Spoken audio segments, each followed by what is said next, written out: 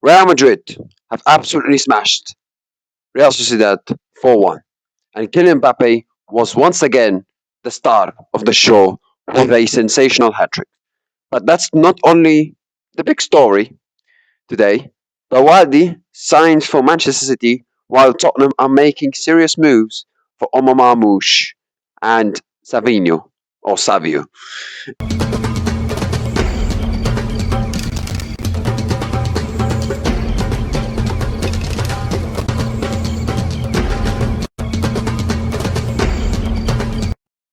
Football is all about those unforgettable moments, the goals, the comebacks, the celebrations, and the drama that stays with you long after the final whistle.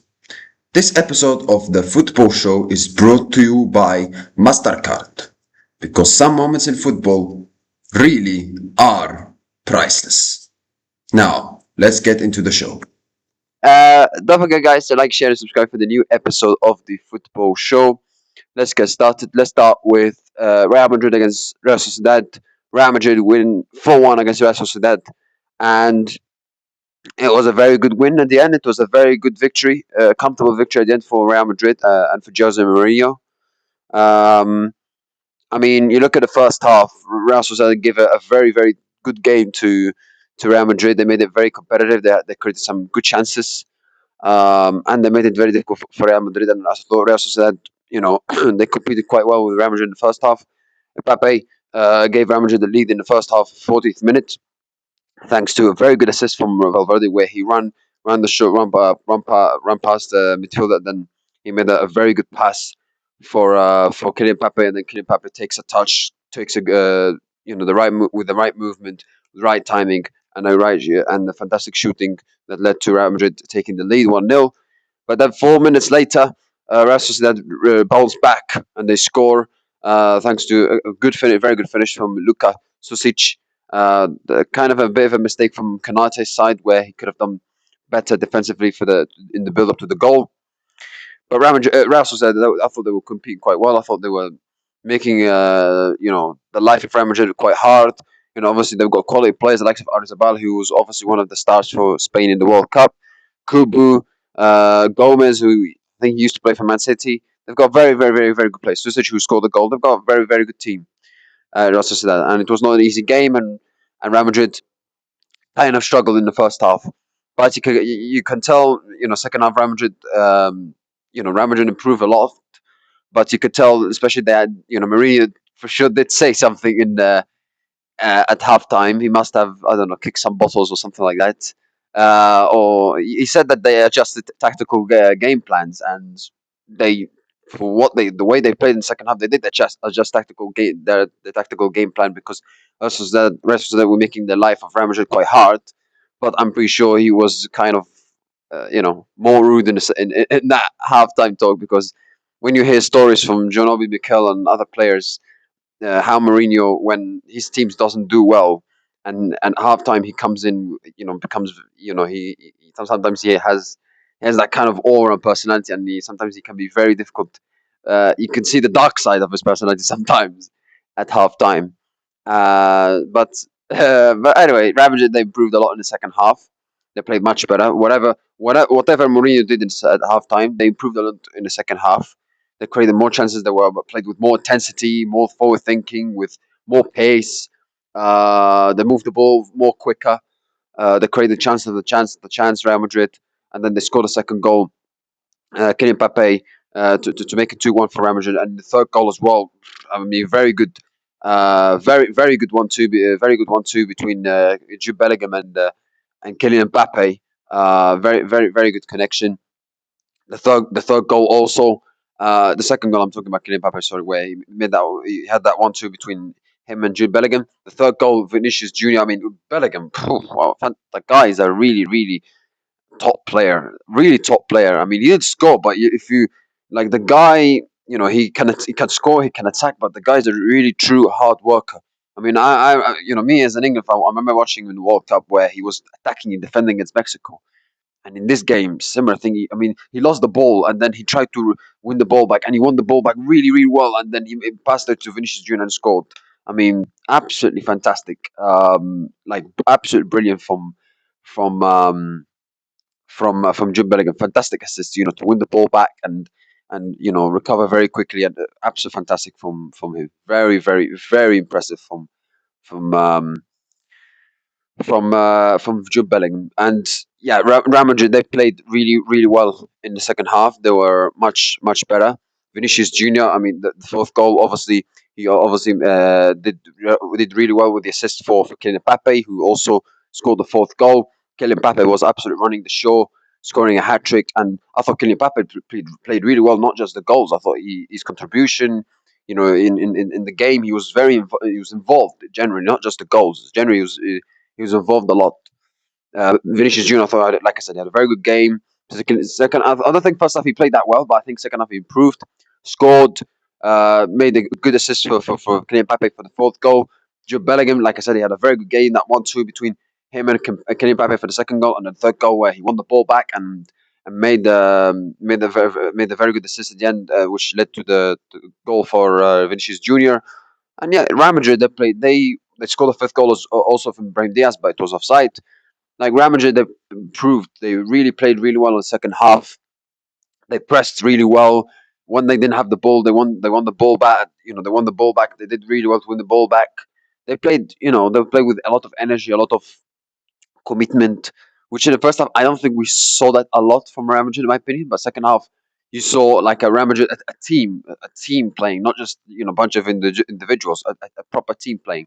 And I think that was one of the problems that Real Madrid faced last season, is that even though they had quality players, quality individuals, they didn't play as a team. And I think in this game, what you saw, particularly second half, they did play as a team in terms of winning the ball back, helping each other, recovering, defending, attacking. So yeah, Kylian Mbappe again shining once again, scoring a hat trick, and Mbappe obviously he coming back of a fantastic World Cup, goal scoring wise, not winning the World Cup, but in terms of goal scoring wise, he had a great World Cup. And even though he done really well for France and won the World Cup, he would like to also do well for Real Madrid, score a lot, but also win trophies. And you look at a game against Espanyol. I don't think it was that amazing. But in this game, he was absolutely fantastic. Not just he scored a hat trick, but he was involved more in the game, in my opinion. Because I think some of the decision making he made against Espanyol sometimes could have been better. But this game, he was absolutely fantastic. Vinicius Junior was fantastic in the second half. Bellingham, very very good performance. He performed well against Espanyol, and he was very very good in this game also, particularly for the goal, for the Vinicius goal, where he made an excellent assist and once by winning the ball back really well. So yeah, like Valverde, I thought he had a very good game, particularly for the assist for the first goal. Odoo, I thought he had a good game also. Defensively, Huijsen, I thought he did quite well. I think defensively, Real Madrid could improve because they did concede some chances though. But generally, very very impressive performance for Real Madrid. Particularly second half, they were absolutely fantastic, and it was a comfortable victory for them. And they could have scored more. Real Madrid, particularly how good they were second half, they could have easily scored more than 4 goals. So yeah, so well done to Real Madrid. Very very impressive victory. Very impressive victory for Jose Mourinho, and that's 2 wins, 2 games, 2 wins for Real Madrid. A good start to the season. And you look, especially, I mean, Vinicius scored an assist. Let's talk about Vinicius because he scored and assisted, and especially he made a very good assist for the fourth goal for Kylian Mbappe, and also especially when he was subbed off by I think Diamond, yeah. Um, After the fourth goal, you could clearly see Jose Mourinho was, he was telling him, look, see, the fans are applauding you, they're appreciating you. And I think what you have to appreciate about Mourinho is that in this situation, is that he waits. He said it in the press conference that he didn't want to sub Vinicius Junior off, even though if he didn't score assist. He wanted to sub him off if he scores, when he scores or assists, and he performs well. And in this situation, Real Madrid were winning 4-1, almost game over. 83rd minute, Vinicius Junior performed well. Why not do a perfect timing substitution, which is sub Vinicius Junior off and receive the good applause from the fans. And I think you have to applaud Mourinho in that regard because he knows He knows Vinicius Junior what he went through last year. He knows, even though when he was a Benfica manager, he obviously didn't defend Vinicius Junior. But I kind of, even though I didn't like what he said, I kind of understand it because he was the Benfica manager, and of course he's going to defend his players and he's going to defend his club. But at the same time, um, what you have to appreciate about Mourinho in that situation is that he understands the mentality of Vinicius. He understands what he's went through. He understands what he needs. He needs love. He needs support. He needs applause from the fans to feel, to feel that he needs to.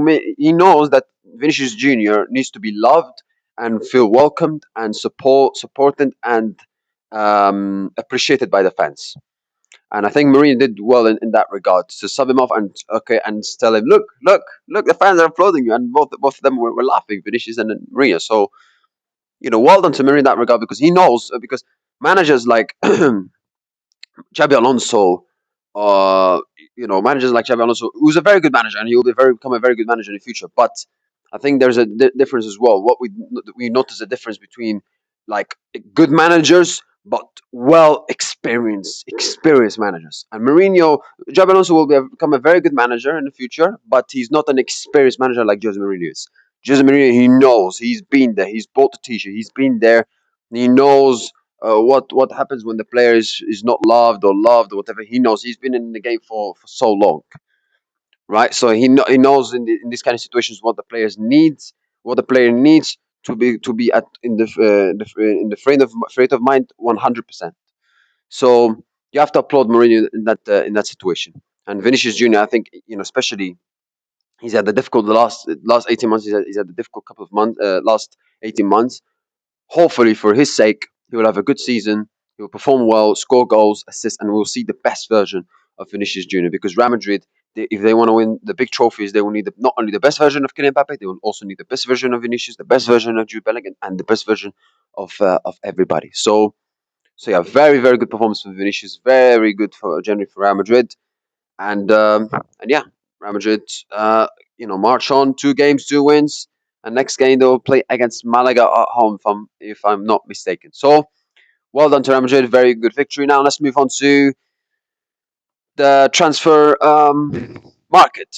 Some of transfer news as Bouaddi will sign for Manchester City. It's confirmed already. Sorry, he's signed for Manchester City. Um, and listen, he's a very good signing.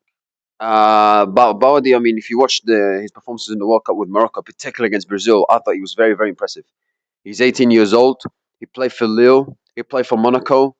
Um, he's a very good player, and he showed in the World Cup that he can be a fantastic midfielder in the future. But of course, you need to have the right state of mind, the right to have a good talent, good potential, unlock the potential, and yeah, because football is not all about talent. It's also about unlocking the talent, unlocking the potential, also doing the hard work, not just the talent. Because, like I said, football is not all about talent, but also hard work.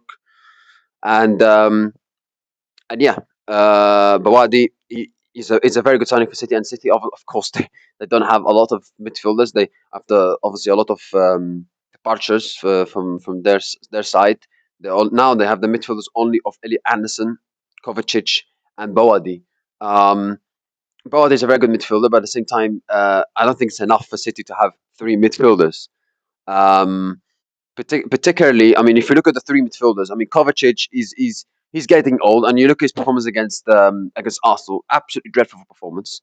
Elliot Anderson, he will become a very good player, and he's a very good player, and he did well in the World Cup with England and did well in Nottingham Forest, but it's his first season with Man City, so it might take time.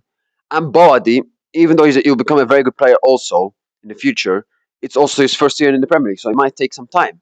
So I think I think if City want to, become 100% secure and 100% have that 100% stability in the midfield situation, they need to sign Enzo Fernandez.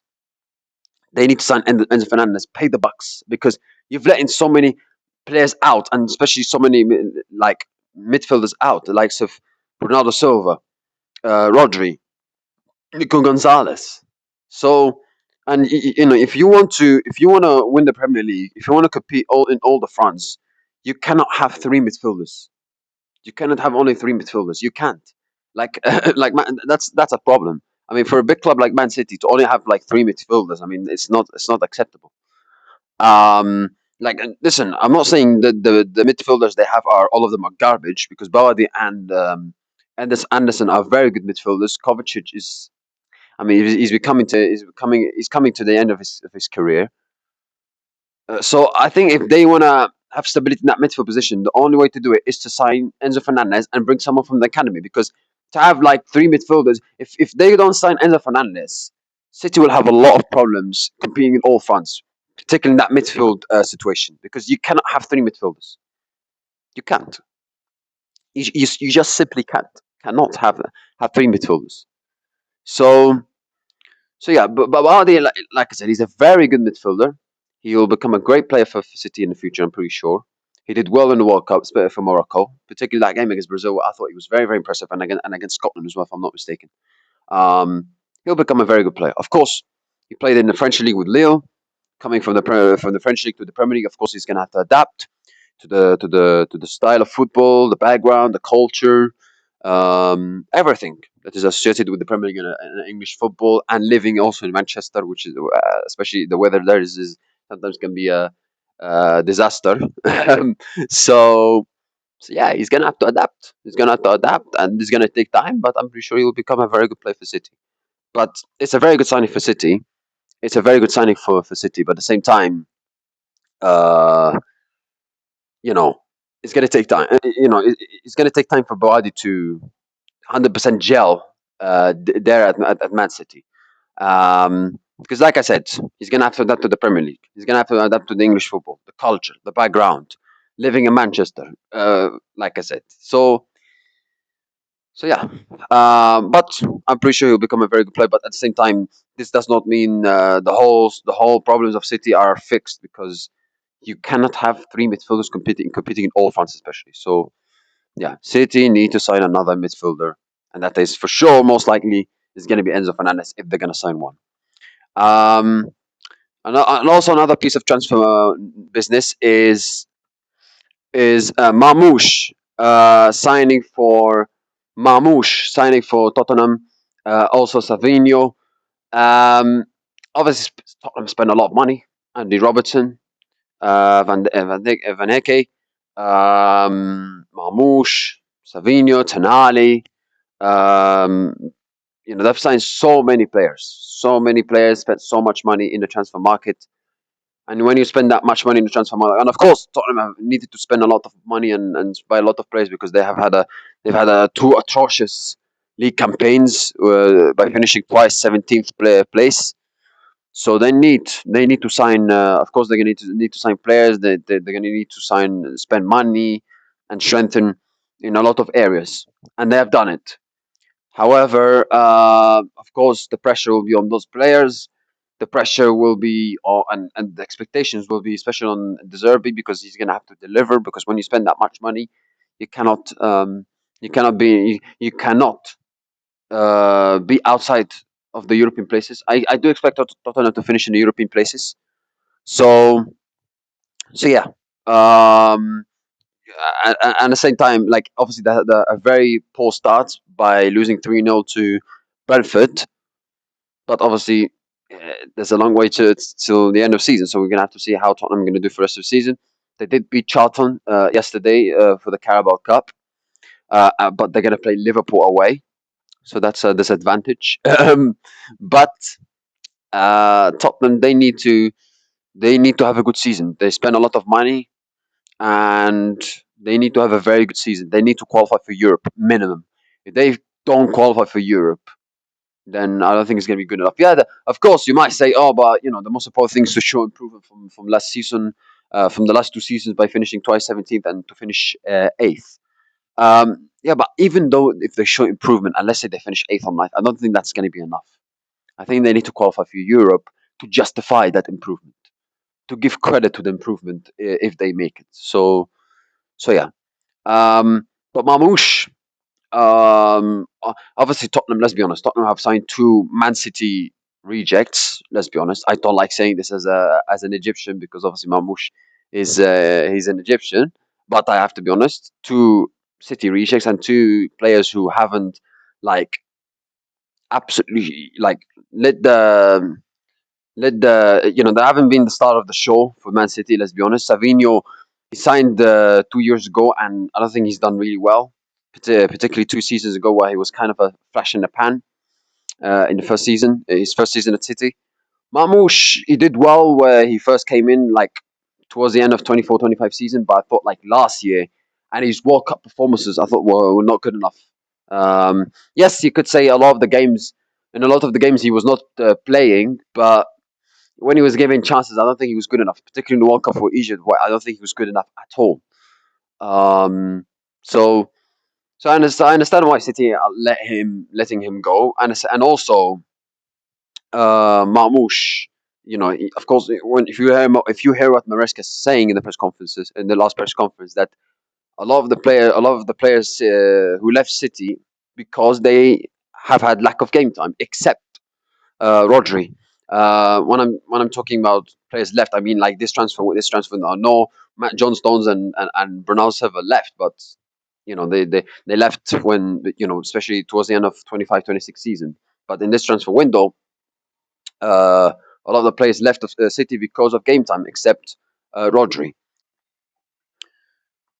And yeah, Marmoush. Do I think he will become a very good player for Tottenham? I would expect so. I think he obviously what's going to help him is that he's going to play a lot for Tottenham. So I do expect him to do well and to do better at Tottenham than he did at Man City. However, of course, all eyes Tottenham fans will have expectations on him because he's almost going to play every single game. So Tottenham fans will say like, okay, come on, Marmoush, do something. Savinho as well, similar thing. He didn't play a lot for City, even though he was not good enough. So a lot of expectations will be on him to do well for City, regardless if his name is Savio or Savinho.